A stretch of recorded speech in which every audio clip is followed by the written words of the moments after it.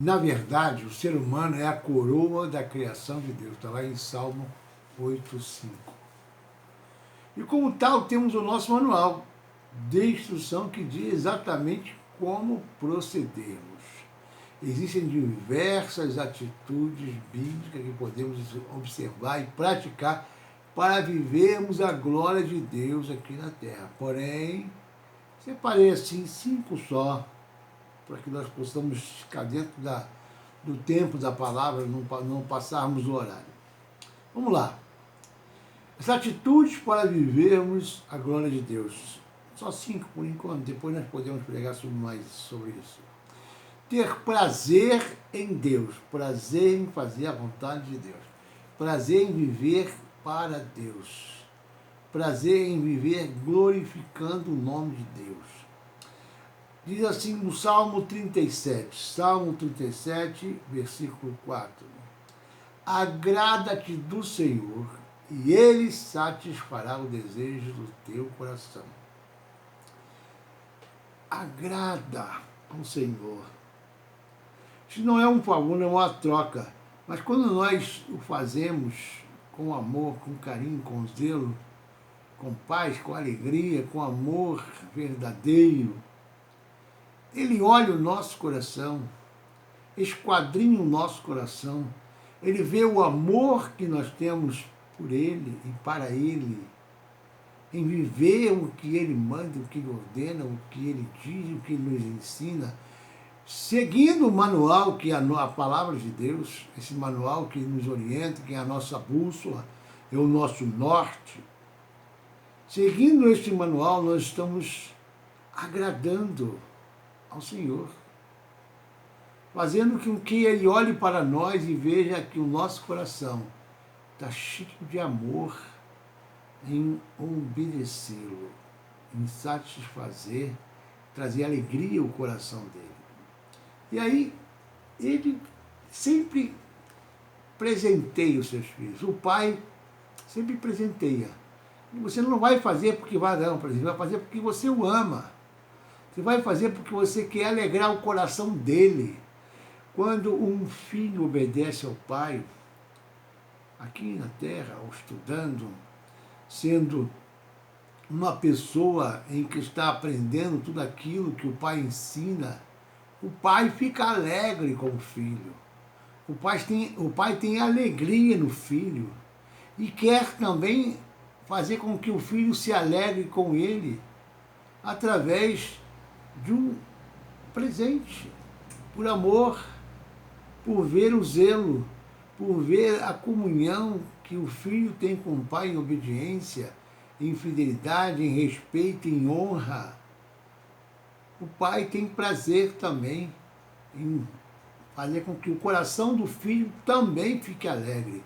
Aí ele presenteia, não pelo que o filho fez, mas por reconhecimento que o filho está alegrando o seu coração. Está trazendo alegria de vida na família. Porque em muitas famílias o filho é a desonra para o pai. E traz tristeza, traz muitas dores. Mas quando o filho alegra o coração do pai, o pai tem prazer naquele filho. Como disse Deus a respeito de Jesus, filho amado que me comprais. Ou seja, filho amado que alegra o meu coração. Então, ter prazer em Deus, prazer em Deus. As bênçãos de Deus é pela sua graça, não por méritos. As bênçãos que Deus tem para nós não é por merecer, é pela graça. Quando Deus olha a cada um de nós e vê a graça, que Ele está resplandecendo, mostrando para o Pai. E isso é muito importante.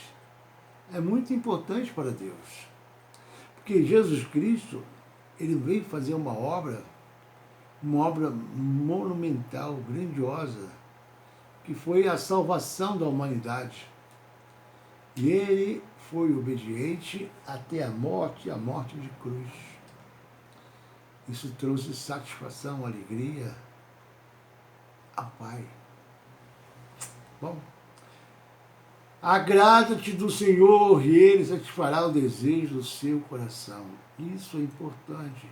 A bênção de Deus não é, diga assim, a bênção de Deus é pela graça. É pela graça e não por mérito. Se tivéssemos de receber alguma coisa, alguma bênção de Deus por merecimento, não receberíamos nada. Somos pecadores, falhos, imperfeitos. A começar pela salvação, somos salvos pela graça. Em 2 Coríntios, capítulo 12, vai lá, 2 Coríntios, você que é bom de Bíblia, abre em 2 Coríntios. 2 Coríntios tem uma passagem em que o apóstolo Paulo, um homem que servia a Deus, zeloso em servir a Deus, fazia a vontade de Deus, abria igrejas, pregava, anunciava a salvação. 2 Coríntios capítulo 12, abre aí, 2 Coríntios capítulo 12, versículo 7.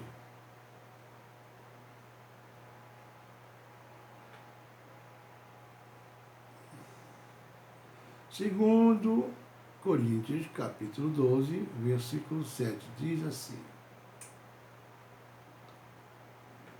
E para que não me exaltasse pela excelência da revelação, foi-me dado um espinho na carne, a saber, um mensageiro de Satanás, para me esbofetear, a fim de não me exaltar.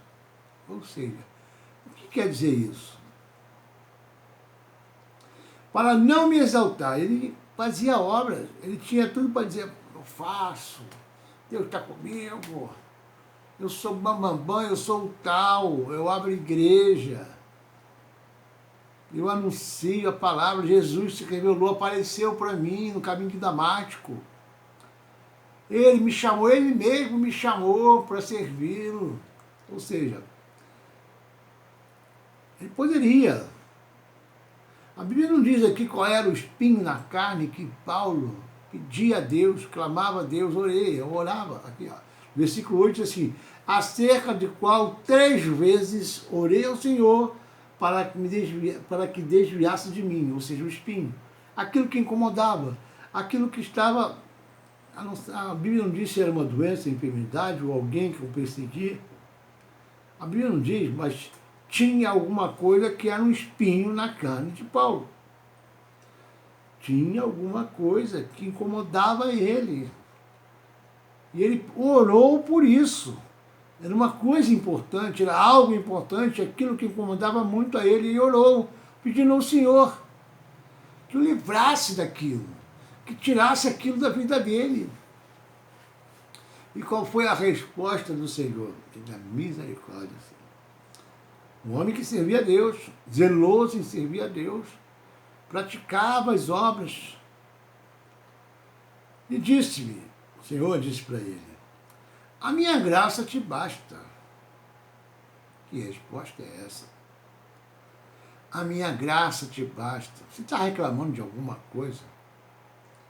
Você está reclamando de alguma coisa que está acontecendo na sua casa, na sua família? Você está orando? E o Senhor ainda não tirou isso de você? Tem um porquê. Existe um porquê. E disse, a minha graça te basta porque o meu poder se aperfeiçoa na fraqueza. Ou seja, isso que você está passando é para ser aperfeiçoado no poder de Deus. Para que Ele te aperfeiçoe, te molde, te forge, te prepare, te capacite, te fortaleça. Porque aqui diz, o meu poder se aperfeiçoa na fraqueza. De boa vontade, pois, me gloriarei nas minhas fraquezas, para que em mim habite o poder de Deus. Aí ele ainda chegou a falar, pois me gloriarei nas minhas fraquezas, para que em mim habite o poder de Deus.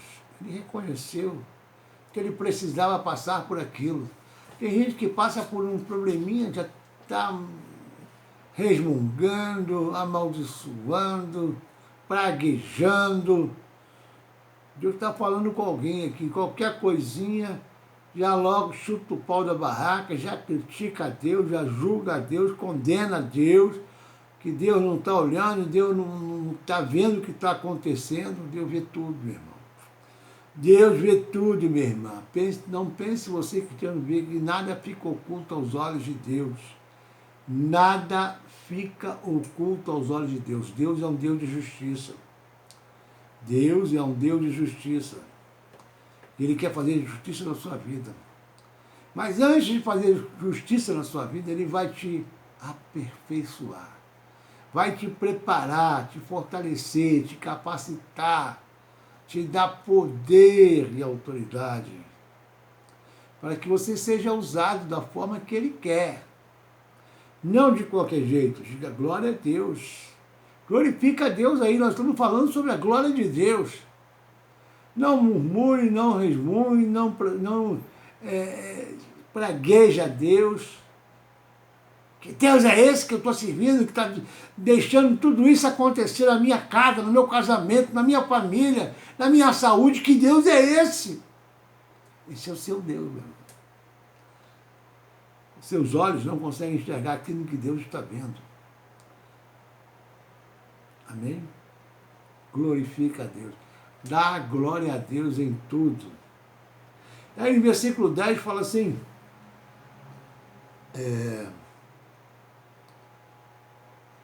por isso sinto prazer nas fraquezas. Olha aqui, como ele estava sendo moldado, como ele estava sendo tratado.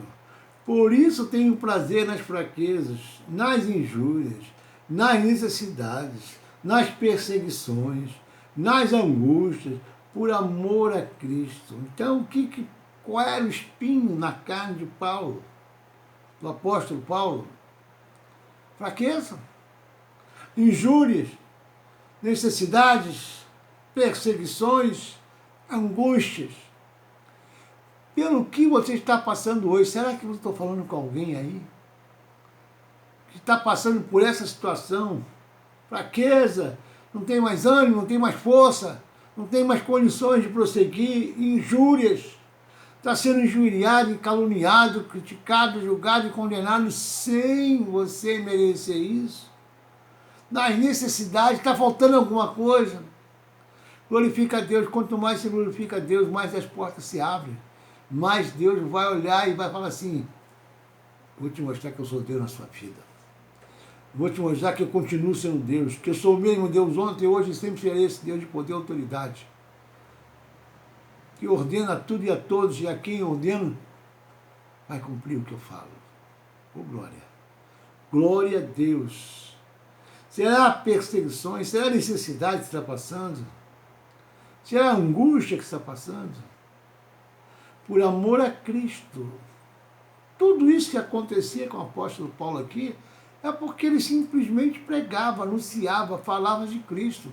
E isso incomodava muita gente. Não pense você que só porque você é cristão, você não incomoda alguém, não. Incomoda sim.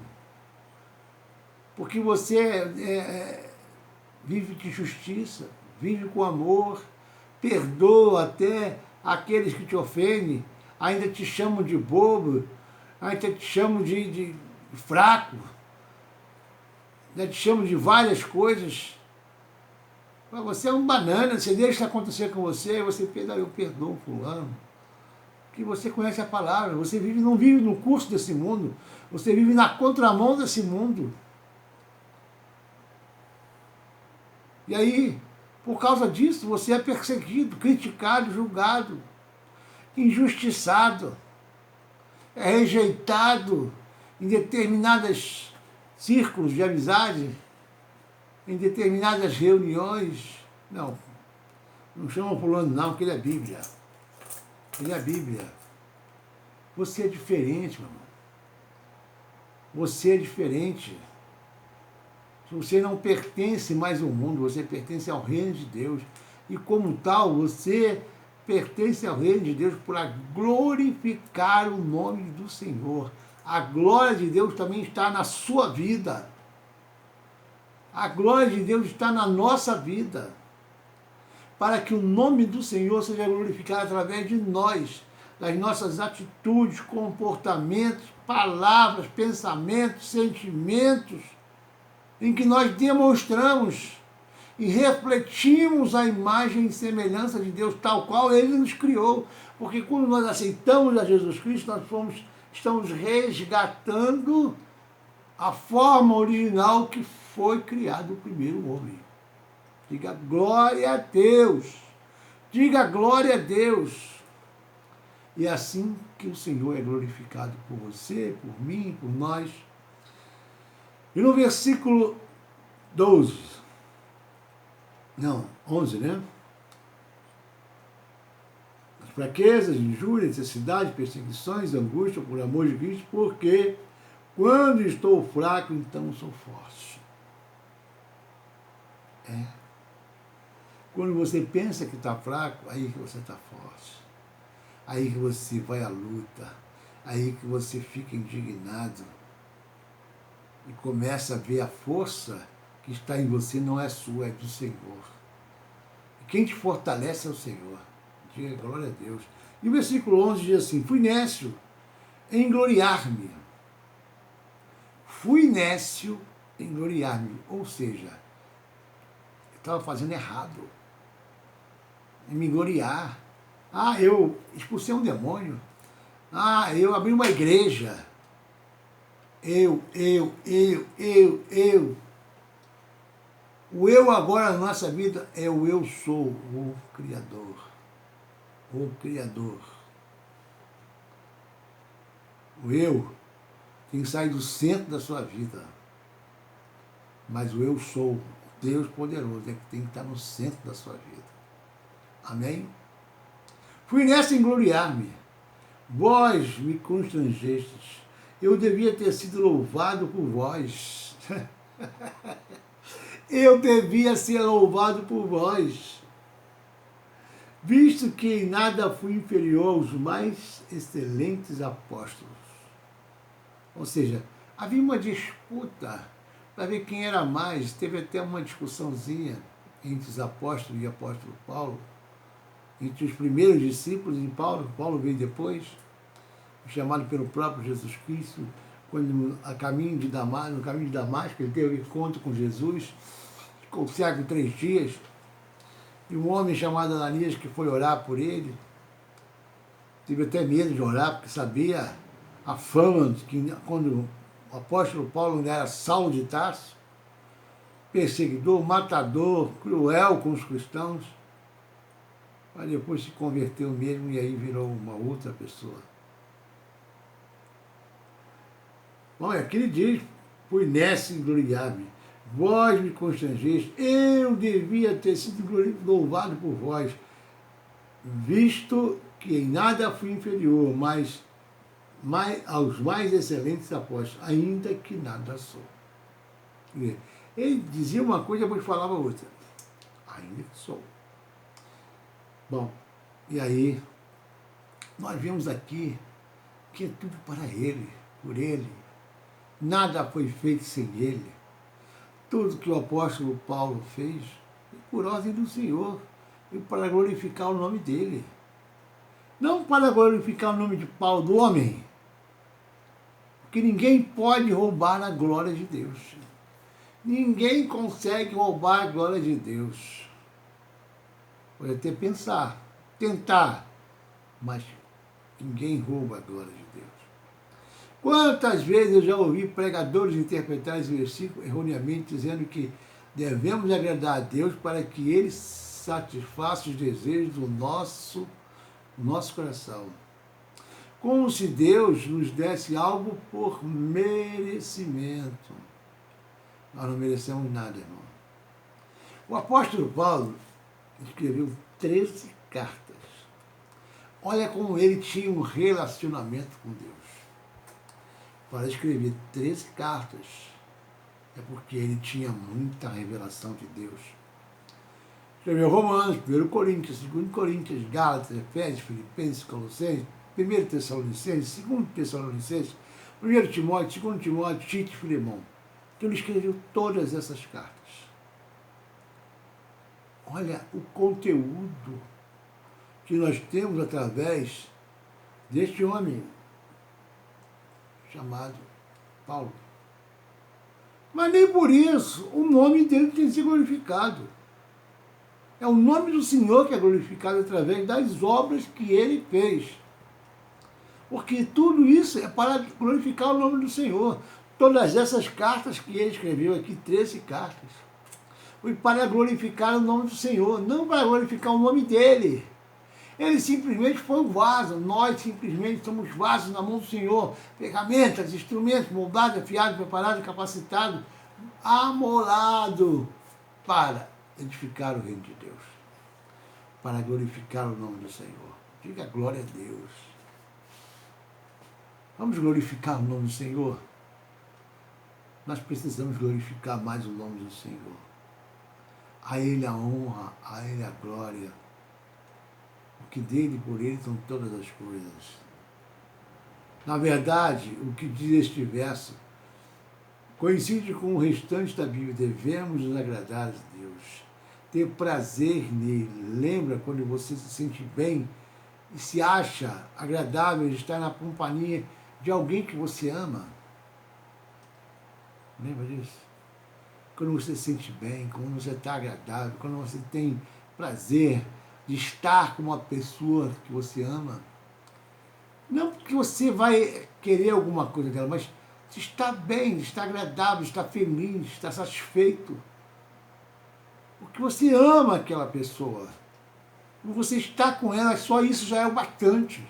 Ela te alegra o seu coração, te deixa feliz, te deixa satisfeito. É assim que nós temos que estar com Deus.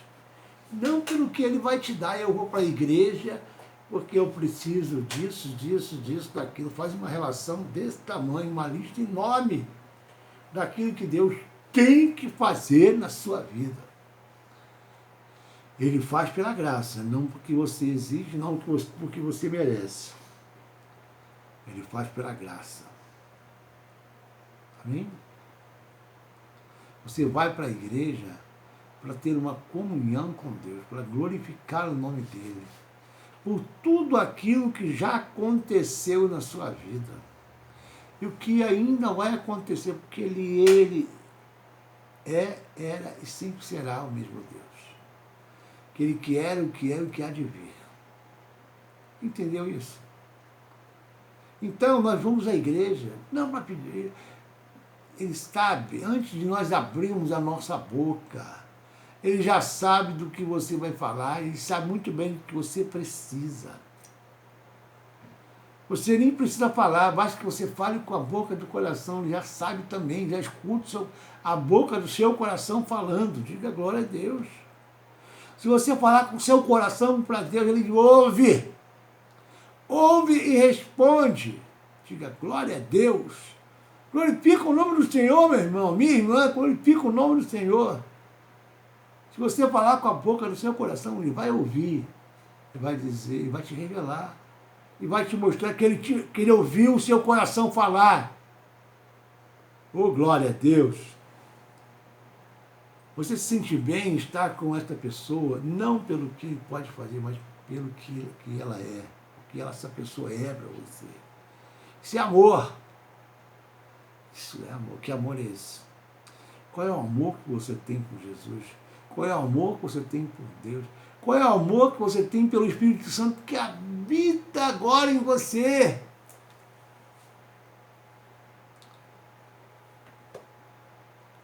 Nós agradamos a Deus por quê? Pelo quê? Pelo que Ele é ou pelo que Ele pode fazer? Temos que glorificar. Segundo, nossa língua é para abençoar. Dá uma acelerada porque já estamos em cima da hora. Com a língua bendizemos o Senhor e Pai, porém com ela amaldiçoamos os nossos semelhantes, Criador e imagem de Deus. Da mesma boca procede bênção e maldição. Meus queridos irmãos, isso não está certo. Uma fonte não pode jorrar água doce e água salgada. Acaso pode a mesma fonte jorrar essa água potável, salobra, salgada ou doce? É possível a figueira produzir azeitona ou uma videira figos? Assim também uma fonte de água salgada não pode jorrar água doce. Está lá em Tiago 3, de 9 a 12. Cultivemos a sabedoria dos céus. Podemos glorificar a Deus com a nossa língua quando usamos para abençoar o próximo, quando usamos para edificar. Tiago diz, tem muita coisa controversa na sua vida. É usar a boca para glorificar a Deus, ao mesmo tempo usar da mesma forma para palavras torpes ou de maldições. Isso pode se referir ao fato de darmos glória a Deus nos louvores da igreja ou em algum momento de crise, momentos difíceis da vida, começarmos a praguejar, reclamar, murmurar. Nunca deixe da sua boca sair murmuração. Sabe quem você vai agradar? Ao inimigo. Mas quando as coisas estão difíceis, quando as coisas estão em momentos que você pensa que não vai conseguir sair daquilo, é aí que é a hora de você falar glória a Deus. Aí você começa a entrar na presença de Deus e começar a falar com Deus. Senhor, eu preciso da tua força para enfrentar essa luta. Eu sei que tu estás comigo, então me enche da tua força. Eu sei que eu preciso da tua presença. A tua presença é que me dá a vitória. A tua presença é o meu escudo, a minha rocha, a minha fortaleza, o meu socorro bem presente nas tribulações. O Espírito Santo está com você, o seu ajudador. O Deus, o seu Pai, nunca te abandona, nunca te rejeita, nunca te desampara. Ele vai estar sempre contigo. Sempre, sempre, sempre. Terceiro, cuidar bem do próprio corpo, que é a casa do Espírito Santo. Ou ainda não entendeis que o vosso corpo é santuário do Espírito Santo, que habita em vós, o qual tendes parte de Deus, e que não pertenceis a vós mesmos. Não pertence a nós, pertence a Deus. Pois foste comprado pelo alto preço, portanto, glorificai a Deus no vosso próprio corpo. Cuida bem dessa casinha aqui, ó, a sua casa. É onde o Espírito Santo vai morar, onde ele mora. E quando nós destruímos o vício, bebida, pornografia, prostituição, adultério, nós estamos pecando também, destruindo a casa do Espírito Santo de Deus. Diga misericórdia, Senhor. Misericórdia. O vosso próprio corpo, o nosso corpo pertence a Cristo. Fomos comprados pelo sangue do nosso precioso Jesus Cristo, poderoso Jesus Cristo. Tudo é para Ele, porque dele e por Ele são todas as coisas. Eu quero orar por você. Quero orar por essa palavra, para que essa palavra fique marcada no seu coração, imprimida no seu coração com o fogo do Espírito Santo, para que ela nunca saia. Por isso que o Salmo 119 diz assim: guardei a tua palavra, ou algumas versões dizem, escondi a tua palavra no meu coração, para não pecar contra ti. Por isso que nós temos que guardar a palavra de Deus no nosso coração. Porque é dessa forma que nós vamos ter sempre dentro de nós a palavra que vai nos guiar, nos conduzir e nos prepararmos para sermos verdadeiramente fiéis a Deus, obedientes à palavra de Deus.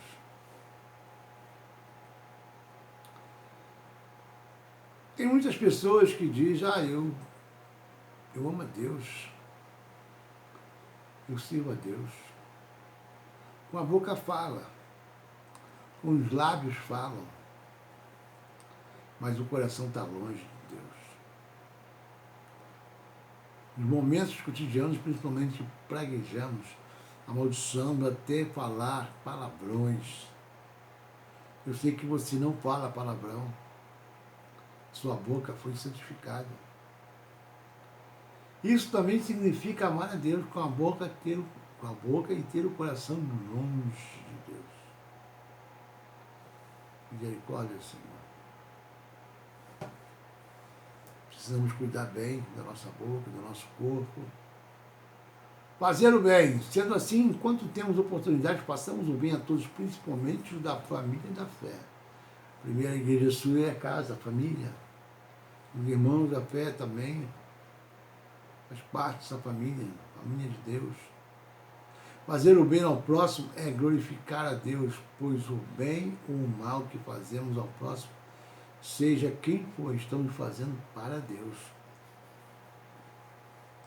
Jesus explica isso em Mateus 25, 35 a 45. Mateus fala muito bem isso, quando ele diz aqui, você que é bom de Bíblia, abre aí, Mateus 25,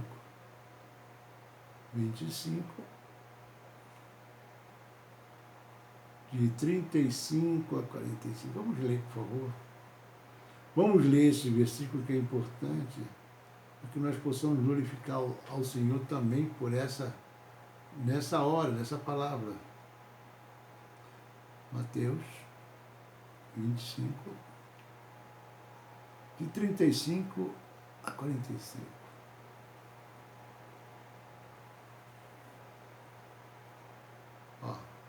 Diz assim: porque tive fome e deste de comer, tive sede e deste de beber, era estrangeiro e hospedaste-me, estava nu e vesti-me, adoeci e visitaste-me, estive na prisão e foste ver-me. Então os justos lhe responderão, dizendo, Senhor, quando te vimos com fome, te demos de comer, ou com sede, te demos de beber, e quando te vimos estrangeiro, te hospedamos, ou nu e te vestimos. E quando vimos enfermos ou na prisão, e fomos te ver. Forte esse.